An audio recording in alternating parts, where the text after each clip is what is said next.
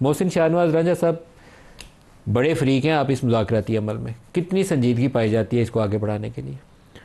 देखिए नदीम साहब, यहाँ पे मुज़ाकरात जो हैं वो अगर तो मैंडेट होगा इनकी कमेटी के पास, और वो मैंडेट वाकई ही इस किस्म का होगा जिसमें इनके बानी पीटीआई की जो कंसेंट है वो शामिल होगी, और वाकई ही वो लोग जो कमिटमेंट करेंगे या आगे बात चलाएंगे वो फिर बानी पीटीआई भी उसको ऑनर करेंगे, या उसके ऊपर जो भी उनका वे फॉरवर्ड होगा, तो फिर ही बात चल सकती है।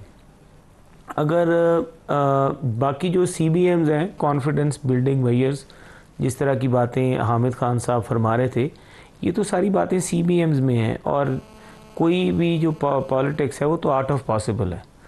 और जो सैनिटी है वो मैं ये समझता हूँ कि हम खुद सियासी वर्कर हैं, आज अगर एक जमात पे वक्त आया तो कल दूसरी पे भी ऐसे सिमिलर सूरत हाल पैदा हो सकती है। राना सनाउल्लाह हमारे साथ थे प्रोग्राम में इसी वक्त, तो वो कल कह रहे थे कि नवाज शरीफ की अप्रूवल से मुज़ाकराती अमल आगे चल रहा है, PTI वाले कह रहे हैं कि इमरान खान की अप्रूवल से आगे चल रहा है। तो फिर अब दोनों लीडर्स का ये टेस्ट होगा कि वो स्पेस दें, उसको अपॉर्चुनिटी दें ताकि रास्ता निकल आए आगे। जी हाँ, बिल्कुल, और ये बिल्कुल दुरुस्त है। और ये तो 26वीं तरमीम से मेरी तो अपनी राय ये थी कि हमें 26वीं तरमीम की दफ़ा ये अमल शुरू कर देना चाहिए था।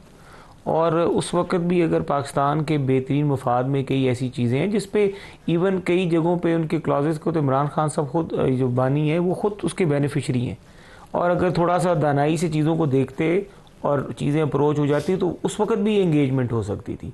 लेकिन फिर भी मैं समझता हूँ कि नवाज शरीफ साहब की तरफ से इसमें जो ये पेशरफ्त है, और ये जो राना साहब भी फरमा रहे हैं, यही इस पाकिस्तान का जो मैं समझता हूँ जो मुस्तकबिल का जो वे फॉरवर्ड है वो इन चीज़ों में।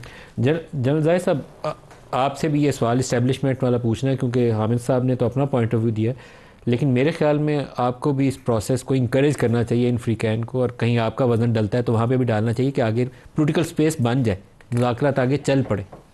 बिस्मिल्लाहिर्रहमानिर्रहीम। नदीम साहब, सबसे पहले तो बहुत शुक्रिया। देखिए, मैं बहसीत पाकिस्तानी न सिर्फ मैं बल्कि हम सब पाकिस्तान की ये ख्वाहिश है कि जो हमारी पॉलिटिकल स्टेबिलिटी है ये इसको जितने जल्दी हम अचीव कर लें, that is good for Pakistan considering जो हमारी सिक्योरिटी या इकनॉमिक क्राइसिस चल रही है।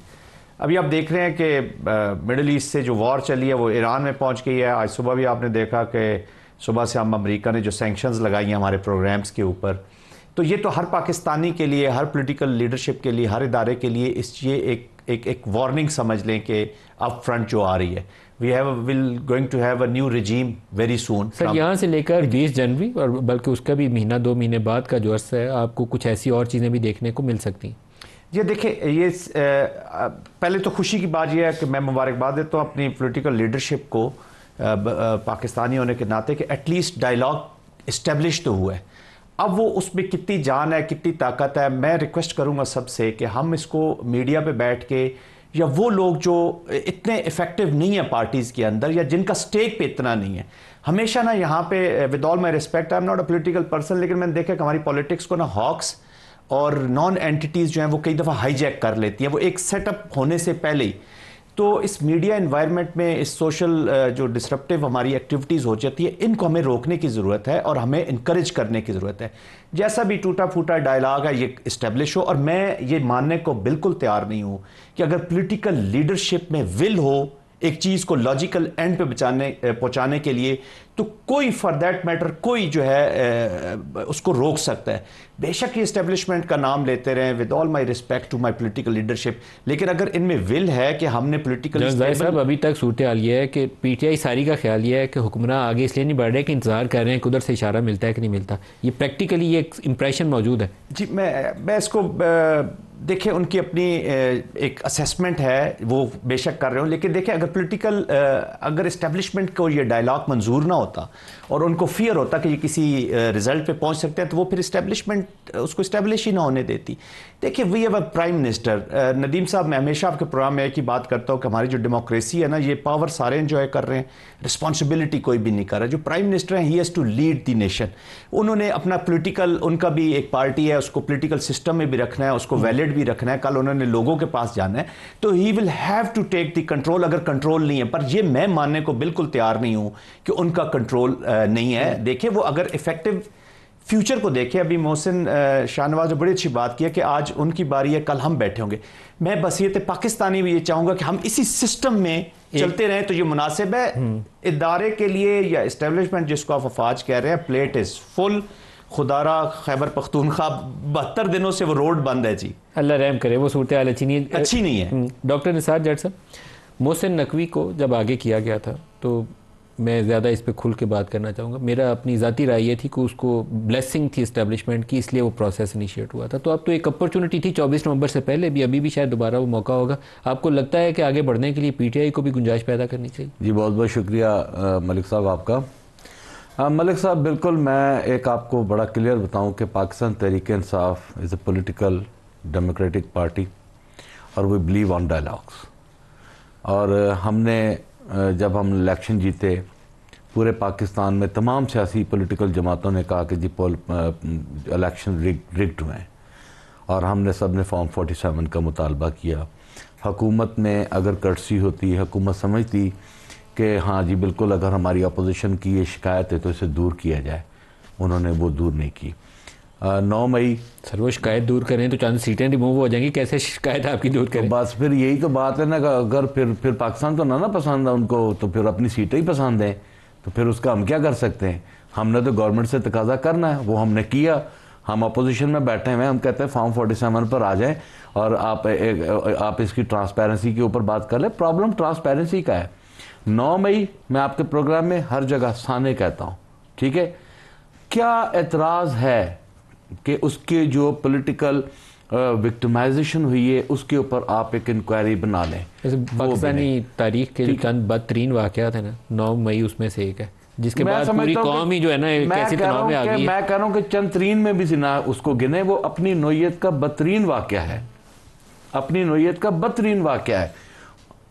हमारे खिलाफ हमने उस 9 मई की चक्की में आके जो जुल्म और सितम हमने देखे हैं वो हमें पता ही है, हमारे खुदा को पता। हम कितना रोना पीटना प्रोग्राम्स में बैठ के करेंगे, क्या हर्ज था कि उसके ऊपर ट्रांसपेरेंसी के साथ इंक्वायरी हो जाती?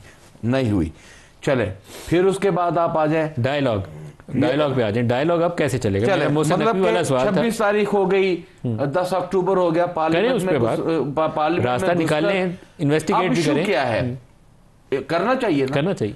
26 को जब यहाँ पर हमारी शहादतें हुई, उसके बाद हमने डिमांड की कि जी प्लीज़ आप इस पर जुडिशल कमीशन बनाएं। कत्लो गारत, एक इंसानियत का कत्ल हुआ, खून बहा है और ये खून रहेगा नहीं जाने वाला, कोई ऐसी बात नहीं। अब इस मौके पर जब हमारी लाशें गिरी हों, हमारी लीडरशिप इमरान खान, हमारी पाकिस्तान तहरीक इंसाफ की पार्लिमानी पार्टी, हमारी जो अपना जो कमेटी है, हम सब मुत्तफिका तौर पर हमने कहा कि जी हम एक कमेटी बनाते हैं और हम डायलॉग के लिए, क्यों कि खून बहने के बाद हम समझते हैं कि पाकिस्तान बहुत ज़्यादा डिस्टेबल हो गया, इससे ज्यादा की गुंजाइश नहीं है। अब भी अगर यहां से क्या इमरान की बैकिंग है उस कमेटी को, मैंडेट है उस कमेटी को कि मुज़ाकराती अमल में बैठे तो गुंजाइश निकाले? देखिए वो इमरान खान साहब ने 5 रुकनी कमेटी बना के उन्हें मैंडेट दिया है। और अच्छा, अब सबसे जो खूबसूरत बात हुई है, देखिए ब्रिज जरूरी था।